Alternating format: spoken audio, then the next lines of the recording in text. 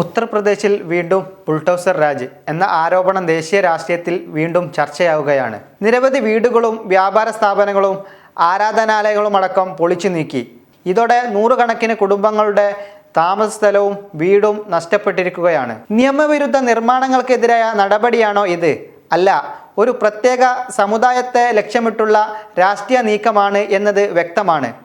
ഉത്തർപ്രദേശിൽ കഴിഞ്ഞ ഏതാനും വർഷങ്ങളായി ബുൾഡോസർ മോഡൽ എന്നത് യോഗി സർക്കാരിൻ്റെ ക്രൂരമായ ഭരണശൈലിയാണ്.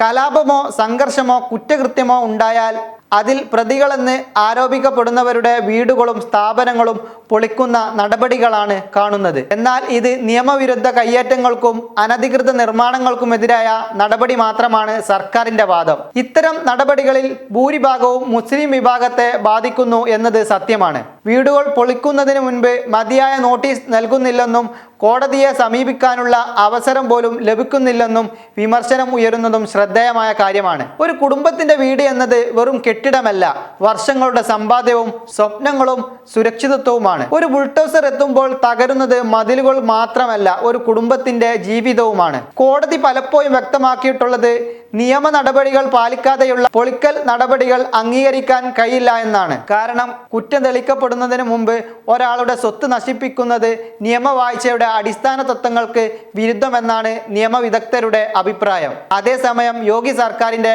വാദം വ്യത്യസ്തമാണ്. അനധികൃത കയ്യേറ്റങ്ങളും സർക്കാർ ഭൂമി കയ്യേറലുകളും നഗരവികസനത്തിന് തടസ്സമെന്നും അവ നീക്കം ചെയ്യേണ്ടത് ഭരണകൂടത്തിന്റെ ഉത്തരവാദിത്തമെന്നാണ് സർക്കാർ പറയുന്നത്. ഒരു വശത്ത് നിയമവിരുദ്ധ നിർമ്മാണങ്ങൾക്കെതിരായ നടപടി എന്ന സർക്കാർ വാദം, മറുവശത്ത് പ്രത്യേക സമുദായത്തെ ലക്ഷ്യമിടുന്ന രാഷ്ട്രീയ അജണ്ടയെന്ന് പ്രതിപക്ഷത്തിന്റെ ആരോപണം. പല സ്ഥലങ്ങളിലും സ്ത്രീകളും കുട്ടികളും വയോധികരും തെരുവിലായ സംഭവങ്ങൾ പുറത്തു വന്നിട്ടുണ്ട്. വീട് നഷ്ടപ്പെട്ട കുടുംബങ്ങൾ ബന്ധുവീടുകളിലും താൽക്കാലിക ക്യാമ്പുകളിലും കഴിയേണ്ട അവസ്ഥയിലാണ്.